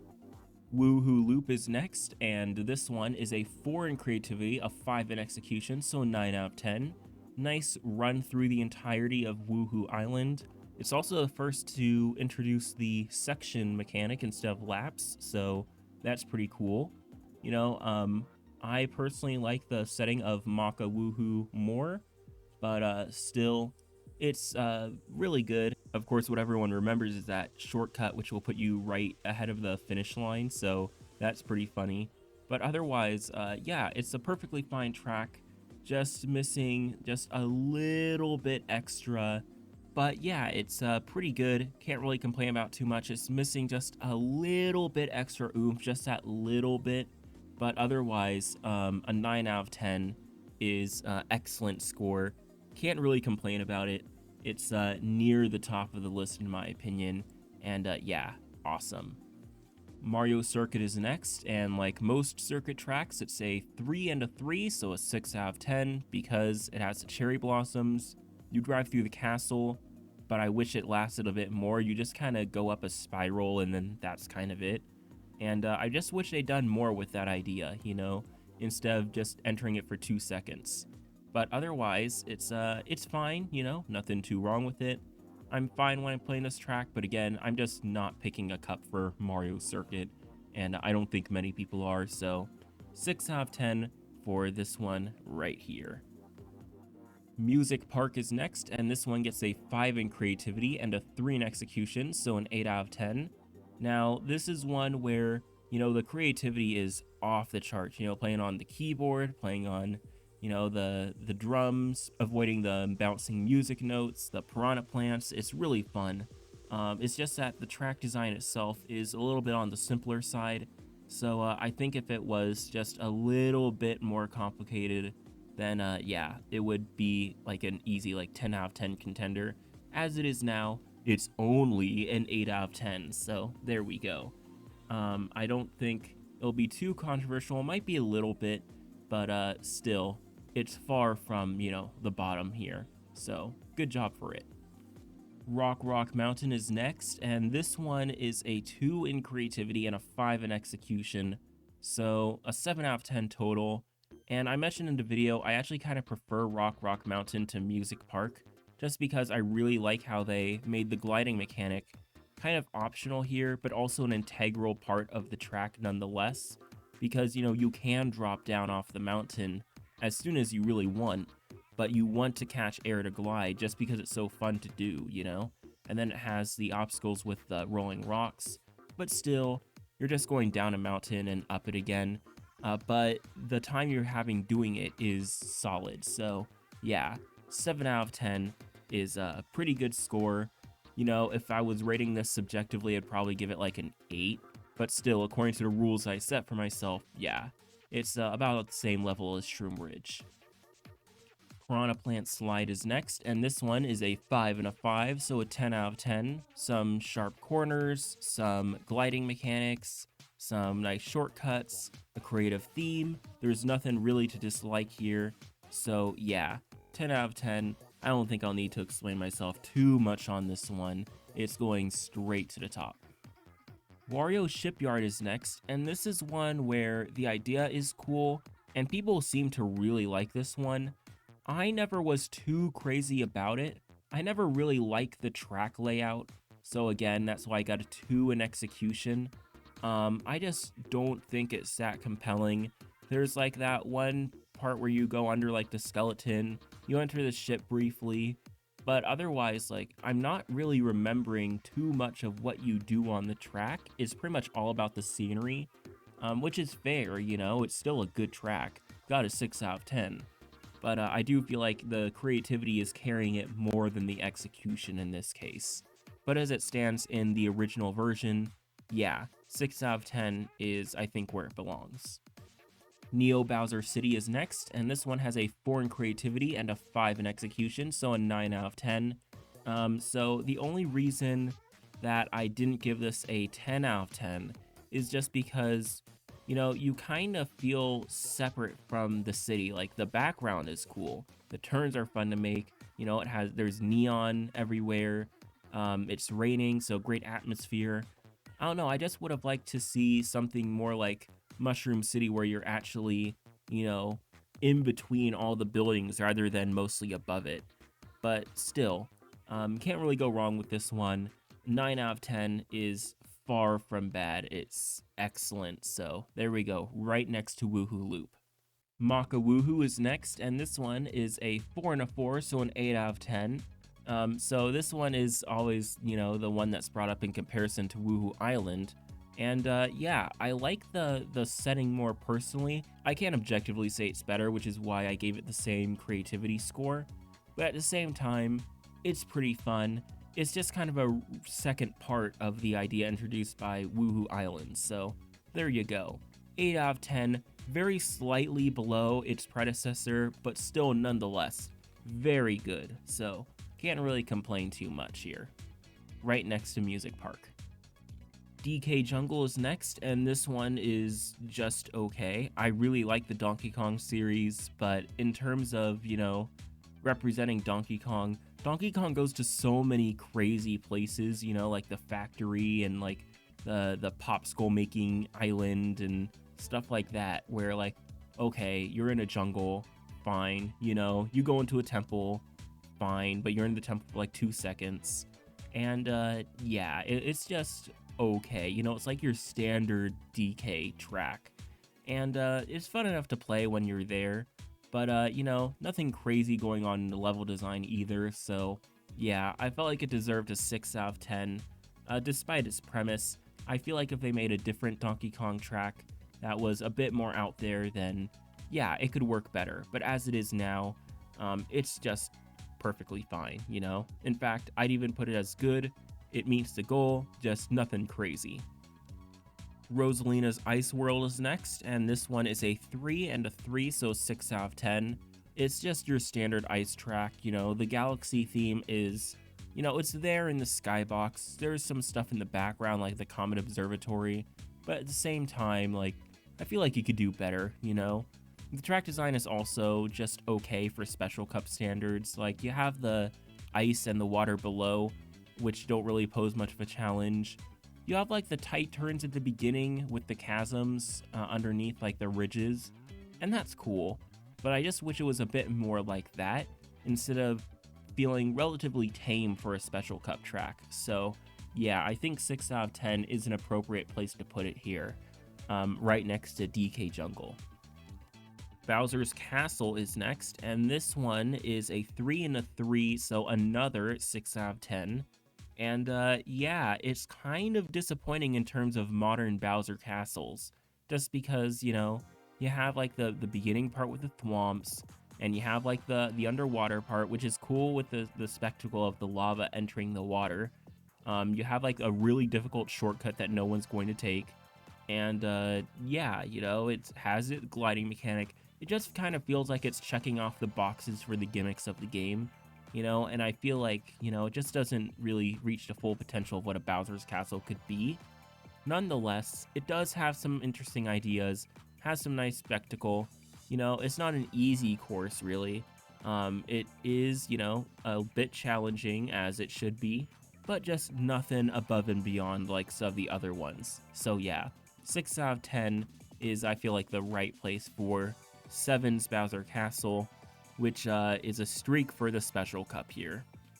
Finally, we have Rainbow Road, and yeah, this one is my personal favorite track of all time, and you know, it's not an uncommon opinion, but still, 5 in creativity, 4 in execution, just because I feel like Wii's was a little bit more creative, and you know, it's more about the scenery than, you know, the actual difficult track design. It has some difficult track design, but for the most part, you know, you're there just to race on Saturn's rings or drive across the moon or, you know, glide through that asteroid field. So, you know, you can fall off definitely, but it's just not as hectic as I think many people would like a Rainbow Road to be. So it only gets a 9 out of 10, unfortunately, and the Earth wept. So there you go, those are all the tracks in Mario Kart 7. So as we can see, kind of more mediocre tracks than really high ranking ones, but it definitely had its fair share of staples. But again, compared to something like Wii, which was, you know, a third of its track was just 10 out of 10s or 9 out of 10 or even 7 out of 10, this one is just, you know, pretty good, you know, so that's why its average was a little bit lower than Wii and a little bit lower than Double Dash even, but still by no means bad. It's very solid. It just is a little bit outclassed. Finally, we have Mario Kart 8, and this is, you know, just like I said earlier, a better Mario Kart 7, and yeah, it's probably the ultimate Mario Kart game, now that has a booster course pass, but even before then, you know, 48 tracks is pretty insane. Its retro courses were really good, and of course, as we'll see here, its themes are really good too, with a pretty good track average. So let's go down the list and see what we got. Mario Kart Stadium is a 3 in creativity and a 4 in execution, so a 7 out of 10. Probably the best intro course the series will ever see, because it has a spectacle of the anti-gravity, the gliding section, it has the shortcut through the pipes, but it's still, you know, a basic track design that beginners can get behind, while still being engaging and enjoyable for even, you know, veteran Mario Kart players. I mean, I've been playing this track for, you know, 10 years at this point, and yeah, it's still, you know, far from boring for me. So yeah, props to Mario Kart Stadium for being probably one of the best beginner tracks in the series and potentially the best one ever. So there you go, starting off strong. Water Park is next, and this one is a 4 in creativity and a 2 in execution, so a 6 out of 10. The main reason I didn't give it many execution points here is just because, as a Mushroom Cup track, you know, the part where you're actually on the roller coaster is kind of uneventful. It has a trick system, which I feel like is what it was meant to showcase, but at the same time, it's nothing too crazy, but still, the idea of going on a water roller coaster is really creative, and I feel like if they were to revisit the concept, it would be really good. And I can't even say it was executed that poorly here, you know, it's only a 2 instead of a 1, but still, you know, it's just a little outclassed, especially with the rest of 8 just being so good. But still, 6 out of 10, very respectable, and still above par for the courses so far.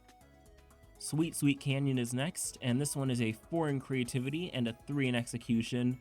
The idea of a dessert track is nothing new, especially when the first game had Choco Island and then 64 had Choco Mountain, and then this one is more like a general sweets theme, but it does have the interesting split paths, and you know, the visuals do a lot of heavy lifting here, and yeah, it is fun to play on, so I'm not knocking it in that aspect, and it's still got a 4 in creativity, but yeah, it's just a little bit overdone with the dessert theme, but still, it's another 7 out of 10, so you can't really go too wrong here.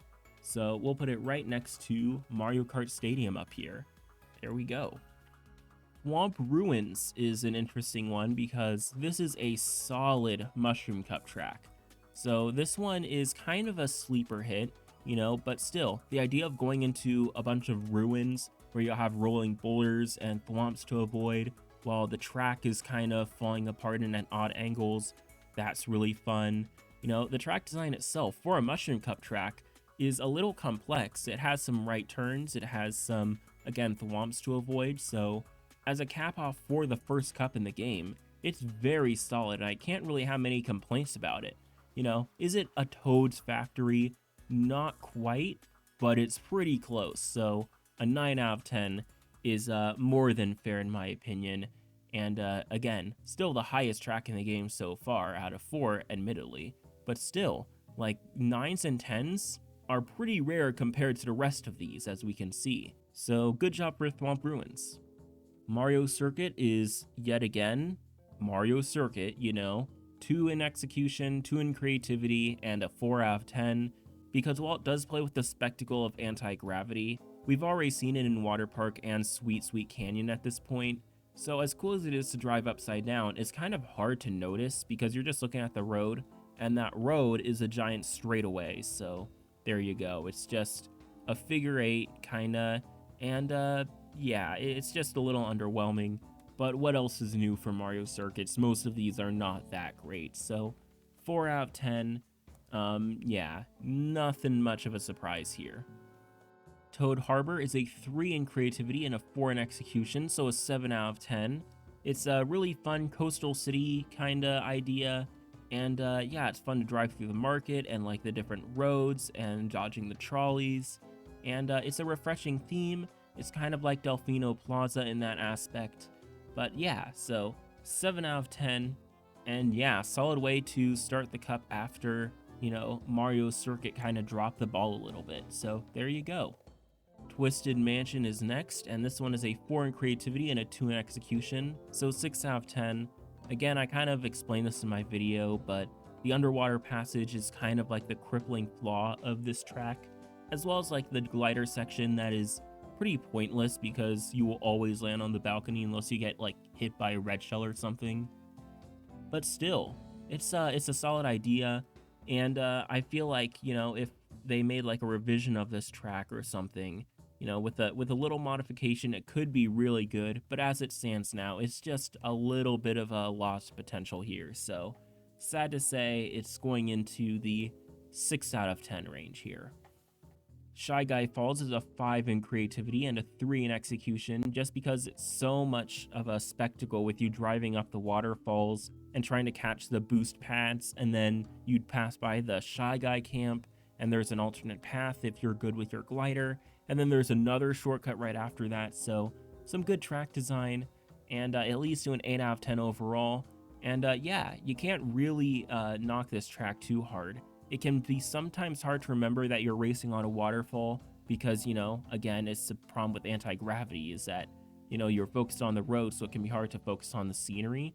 But at the same time, yeah, all it takes is like watching a replay or something, and it's pretty fun to watch. So 8 out of 10 is a solid place to end off the Flower Cup here. Alright, so now we're getting into the Star Cup, which is potentially one of the best Star Cups of all time. So Sunshine Airport is a 5 in creativity and a 4 in execution, so a 9 out of 10, just because, you know, the you're running on like a runway, and that's a pretty long straightaway. It's a little bit more focused on spectacle than the track design itself, but at the same time, it's by no means bad. It's just not quite 10 out of 10 material in my book. It's still a 9 out of 10, and that's still perfectly solid, just not quite at the level as a few of the tracks above it, so there you go. Dolphin Shoals is mostly remembered for its music, and fair enough, that's what I mostly remember it for too, but it does get a 3 in creativity and a 4 in execution. I like tricking off like the back of the eel and going into like that cave. I like how, you know, you burst out of the water and that music does kick in. That's really cool. So, you know, it does have some points in creativity on that front. And the 4 comes from it being probably one of the best underwater tracks in the game.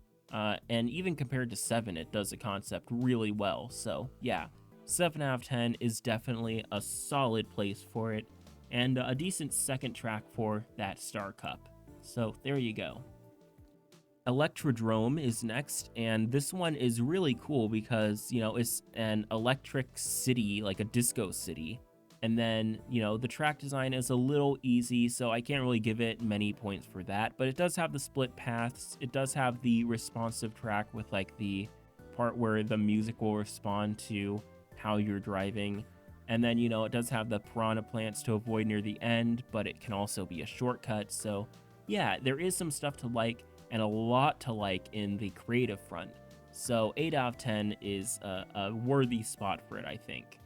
So there we go, right next to Shy Guy Falls. And if those 3 weren't enough, the Star Cup finishes with Mount Wario, 5 and a 5, a 10 out of 10, obviously. Probably one of the easiest picks for this list.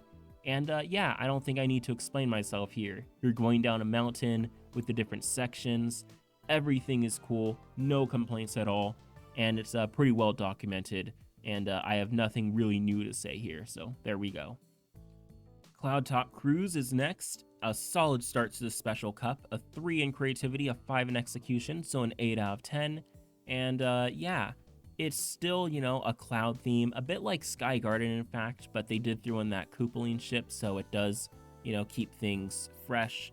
You're going through the thunderstorm with the lightning, which is a really cool track mechanic. So yeah, definitely both some creativity and some execution points there. So an 8 out of 10, more than a worthy way of starting the Special Cup here. So there we go. Bone Dry Dunes is probably the most infamous letdown in Mario Kart 8's entire track list, until the booster course passed anyway. And yeah, I can't really say I disagree. You know, there are some interesting turns at times, so that's kind of cool. I won't give it a 1 in execution, but we've seen a desert track before where you actually go into ruins, so when you're just, you know, driving through the sand, and like there's a sand ship on the side, and like you enter like a cave of like that shaped like Dry Bowser, like that's kind of cool at times, but at the same time, just nothing really standing out here. And it's kind of like the track you play if you selected Special Cup, and yeah, fine, I guess we'll play Bone Dry Dunes, so yeah, 3 out of 10. One of the few ones that I actively don't really look forward to playing, so there you go. Bowser's Castle is next, going for the spectacle side of things again, so again, creativity, 5 out of 5, and execution, 4 out of 5, so a 9 out of 10. Again, I think if it was just a little bit longer, then it would be a 10 out of 10. But the part with the falling rocks is a little bit of an anticlimactic way to end the track, so yeah.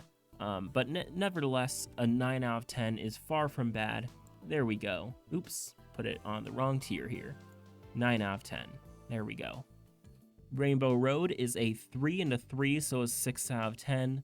You know, it's a bit anticlimactic after 7 and Wii's.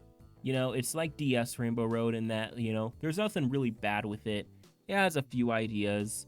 It has a split paths that you can even jump across at some point, so that's kind of cool. I wish they leaned more into the space station theme, but overall, it's fine. You know, 6 out of 10 I think is a decent place for it. So there we go. We'll put it right up there next to Twisted Mansion, which is pretty fitting, you know. It is a good idea, just a little better execution could go a long way into standing shoulder to shoulder with, you know, Wii and 7. So there you go. Now we're moving into the DLC cups, the original DLC cups. So Excite Bike Arena is next. This one has a 2 in creativity and a 3 in execution. Again, I feel like there's a pretty obvious reason why. Again, it does get some points because the track is randomized to some extent, although you will notice some patterns, you know, once you play the track enough. And it is just a straight shot and then a turn and then another straight shot. But again, it is themed after Excite Bike, so that's pretty cool.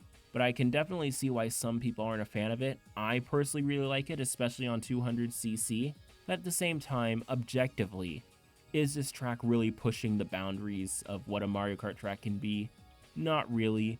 It's just kind of like a circuit track, you know. A good circuit track is kind of just in the same lane as Baby Park in my opinion. So there you go. 5 out of 10. Middle of the road. Nothing too wrong. Just nothing too astounding from an objective standpoint. There you go. Dragon Driftway is next. This one is one that's kind of easy to not appreciate as much as it maybe should be, just because the spectacle is really good. You know, you're actually, you know, making full use of the anti-gravity mechanic. And yeah, all you need to do is look up at any point, and it'll be really cool to see what the scenery is doing around you. And then, you know, the track is nice and difficult. You know, it gets narrow at points. And yeah, it's pretty fun. So yeah, 8 out of 10 is a solid placement, I think, for this cup here. And we'll put it right next to Cloud Top Cruise. Mute City is next. This is a 4 in creativity and a 3 in execution, so 7 out of 10.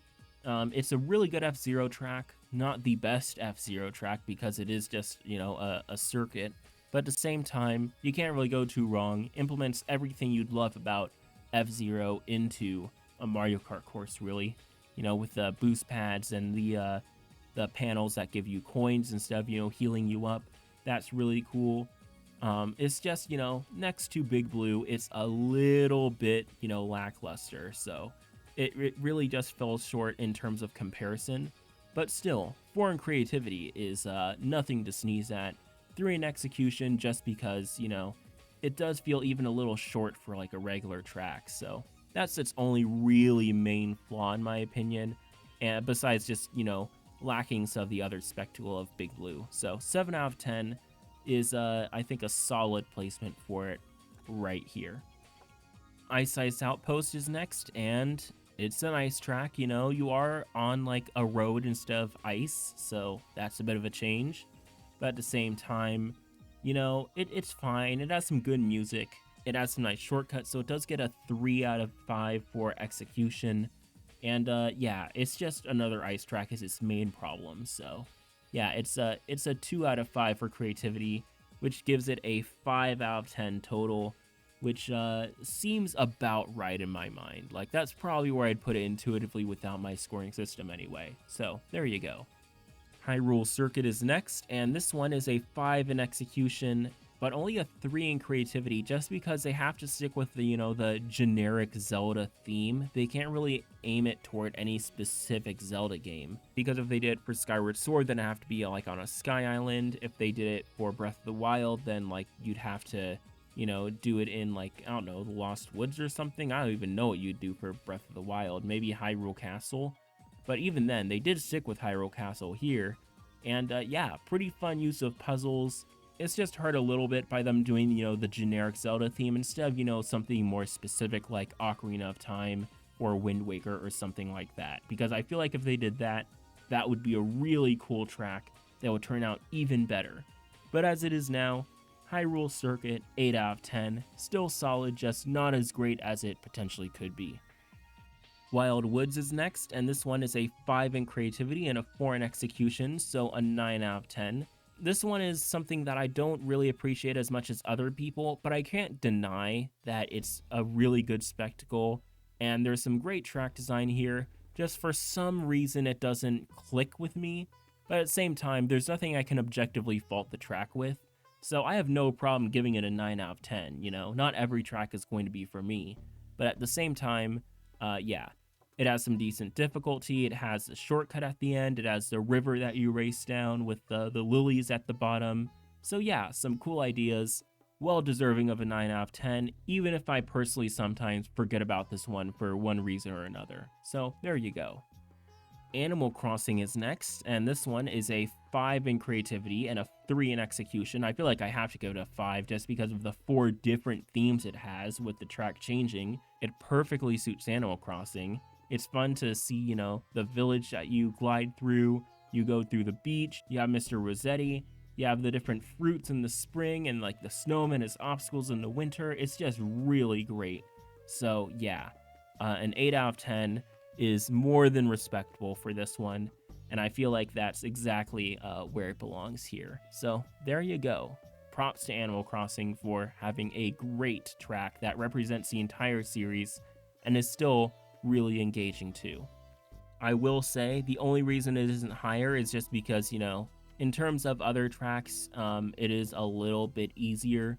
You know, there is some parts where, you know, you're just driving down the beach or just gliding through the village.